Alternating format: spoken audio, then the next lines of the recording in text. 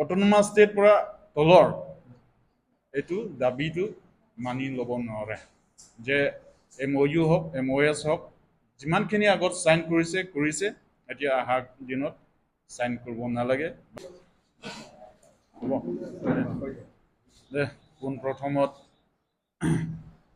সকলো মিডিয়া পাৰ্চনক ধন্যবাদ জ্ঞাপন কৰিছোঁ যে আজি কাৰ্বি ৰিছ দৰবাৰ অফিচত আমি সংবাদমেল পতা অহাৰ বাবে আমি অথনি আমাৰ ছাৰে গোটেইখিনি কথাটো উল্লেখ কৰিছে যে প্ৰত্যেক সেশন সময় পাৰ্লিয়ামেণ্ট সেশন সময় আমি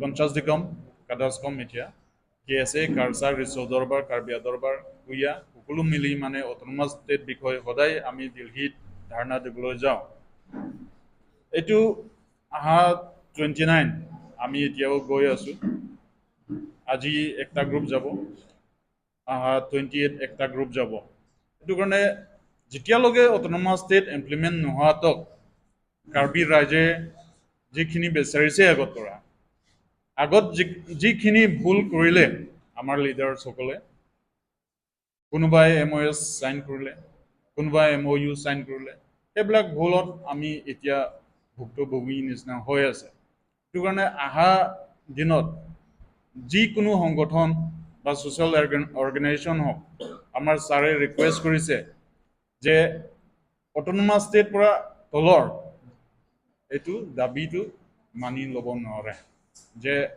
MOU হওক MOS হওক যিমানখিনি আগত সাইন কৰিছে এতিয়া অহা দিনত সাইন কৰিব নালাগে বা ল'ব নালাগে সেইটো কাৰণে আমাৰ দাবী একটাই দাবী autonomous state within a state of Assam এইটোৱে লাগে সেইটো কাৰণে আগত ভুল কৰাৰ কাৰণে আমি এতিয়া যুঁজি আছে যে কিন্তু আমি এটা আশা আছে যে অটোনমাস ষ্টেট আণ্ডাৰ 244A এইটো কনষ্টিটিউশ্যন তাত লিখা আছে আমাৰ হোপ আছে এতিয়া আমি অটোনমাস ষ্টেটটো কনষ্টিটিউশ্যন বাহিৰে যোৱা নাই কাকো আমি ইয়াত ব্লেম কৰিব নোৱাৰে আমি ৰাইট মতেহে গৈ আছে ৰাইট মতেহে আমি খুজি আছে সেইটো কাৰণে এইটো ৰাইটটো সকলোৱে ছাপোৰ্ট দিব লাগে আমি সকলোৱে কনষ্টিটিউশ্যন লৈহে চলি আছে কনষ্টিটিউশ্যন ৰেছপেক্ট কৰি মানে এইটো ইমপ্লিমেণ্ট কৰিব লাগে এইটো আমাৰ দাবী সকলো আমাৰ ইয়াত উপস্থিত থকা সাংবাদিক ভাইসকল বন্ধুসকল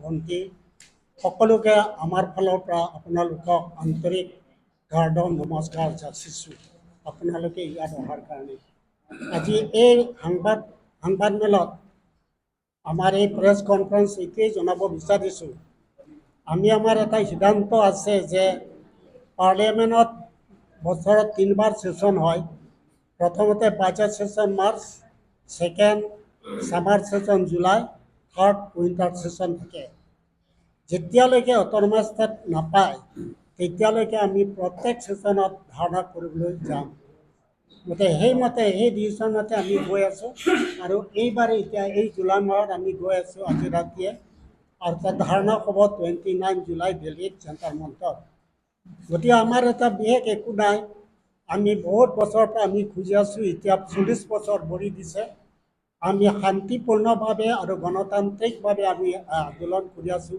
ডিমাণ্ড কৰি আছোঁ যে কাৰ্বি আংলং আৰু ডিমা হাছাও দুটা মিলাই সংবিধানৰ 244 ধাৰা মতে আমাক এটা স্বায়ত্তশাসিত ৰাজ্য অটোনমাস ষ্টেট দিব লাগে এই স্বায়ত্তশাসিত ৰাজ্যটো কোনো অসমৰ পৰা ভাগ কৰা নহয় অসমৰ ভিতৰতে থাকিব কিন্তু ইয়াৰ ভৌগোলিক পৰিৱেশ ভৌগোলিক জিঅ'গ্ৰাফিকেল পজিশ্যন লৈ ইয়াত এটা স্বায়ত্তশাসিত ৰাজ্যৰ দিয়াৰ বাহিৰে আন কিবা এটা লৈ ইয়াত উন্নতি কৰিব নোৱাৰে সেইকাৰণে আমি ডিমাণ্ড কৰি আছোঁ আৰু এতিয়াও চেণ্ট্ৰেল গভৰ্ণমেণ্টে যিমান আমাক মানে এই আমাৰ দাবীটো পূৰণ কৰিবৰ কাৰণে যিমান কৰিব লাগিছিলে সিমান কৰা নাই আগৰ AGPৰ সময়তো তেনেকুৱাই কংগ্ৰেছৰ সময়তো তেনেকুৱাই এতিয়া BJPও চলি আছে আমি প্ৰত্যেক চৰকাৰৰ ওপৰতো আমি আশা ৰাখিছোঁ চেণ্ট্ৰেলত যি চৰকাৰ আছে সকলো চৰকাৰকে আমি খুব ডাঙৰ এটা ভৰসা আশা কৰিছোঁ যে তেওঁলোকৰ দিনত কিবা এটা হ'ব গতিকে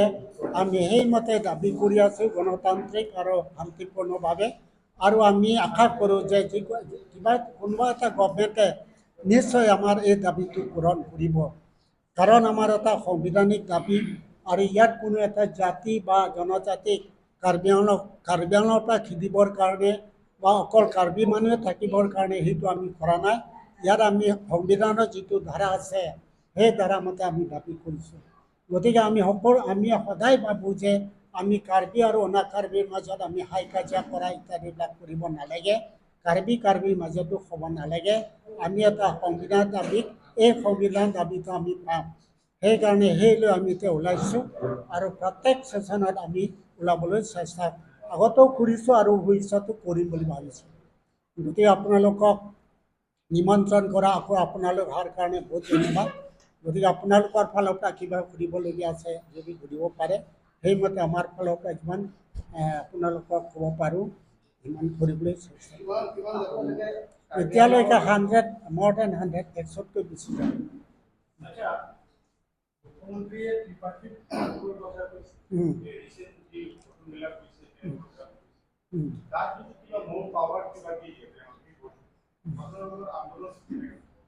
নহয়, তেওঁলোকে যিটো মিটিং তাত হ'ব বুলি কৈছিলে সেই মিটিঙত আমাকো মাতা নাই। আমি তেনেকৈ ভাৰ্বেল পোৱা নাই, ৰিটেনো পোৱা নাই। ভাৰ্বেল বা ৰিটেন পালেহে আমি এটা চাব পাৰিলোঁ হয় যে কি লিখা আছে। কিন্তু আমি ভাবোঁ যিকোনো মিটিঙত যিকোনো এটা আলোচনাত আমাক এটা ৰিটেন হিচাপে দিলে ভাল হয়। আৰু সেই ৰিটেনত অন্ততঃ পূৰ্বৰে কথাটো উল্লেখ কৰিলে ভাল যে আমি এটা মিটিং মাতিছোঁ আৰু পূৰ্বৰে মতে আলোচনা হ'ব। গতিকে আপোনালোকে ডিমাণ্ড কৰিছে যেতিয়া আপোনালোকে আহক বুলি এটা দিলে তেতিয়া আমি যাব পাৰোঁ। কিন্তু সেইটো এতিয়া আমি পোৱা নাই। গতিকে তেওঁলোকে কি ডিচিশ্যন হৈছে কি হৈছে সেইটো আমি ক'ব নোৱাৰোঁ। কি বোলে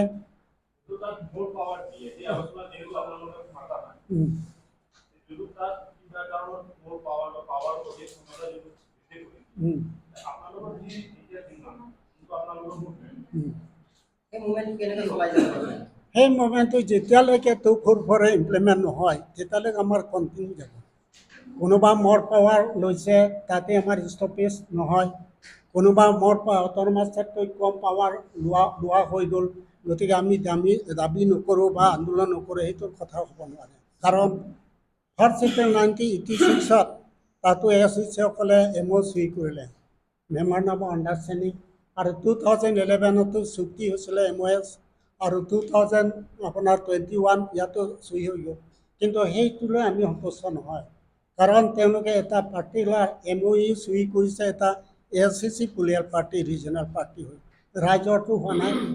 MOS কৰিছে এটা এক্সট্ৰিমিষ্ট মানে আৰ্ম ষ্ট্ৰাগল অৰ্গেনাইজেশ্যনে কৰিছে, এটা পাৰ্টিকুলাৰ এটা পাৰ্টে এছএল নহয়। গতিকে এছএল কাৰ্বি বা নন কাৰ্বিসকলেও কাৰ্বি আংলঙত যিমান আছে সকলোৱেতো অট'নমাছ ষ্টেট বিচাৰে, কাৰণ এইটো অসমৰ পৰা ভাগ কৰা নহয়। কিন্তু অসমৰ পৰা ভাগ কৰা যদি ডিমাণ্ড কৰে সেইটো খুব সম্ভৱ তেনেকৈ আমাৰ লগত সন্মত হোৱা মানুহটো খুব কম হ'ব বা তেনেকৈ পাৰ্টিও কম হ'ব। কিন্তু যিহেতু অসমৰ ভিতৰত আছে গতিকে সেইটো সকলোৱে ছাপোৰ্ট কৰে আৰু সকলোৱে সোনকালে কৰিলে ভাল হয় এইটো সকলো কামনা কৰে।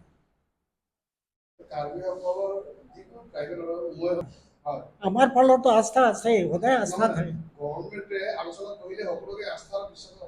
তেওঁলোকৰ কথা আৰু কিন্তু তেওঁলোকে ল'ব লাগে চেণ্ট্ৰেল গভৰ্ণমেণ্ট। কিন্তু তেওঁলোকে সেইটো ডিভাইড এণ্ড ৰুল পলিচিয়ে কৰি থাকে। যিসকলে মোৰ পাৱাৰ ছাপোৰ্ট কৰে তেওঁলোকক ভাগ কৰি লৈ যায়, তেওঁলোকে যিসকলে মোৰ পাৱাৰ ছাপোৰ্ট নকৰে তেওঁলোকক এৰি থৈ যায়।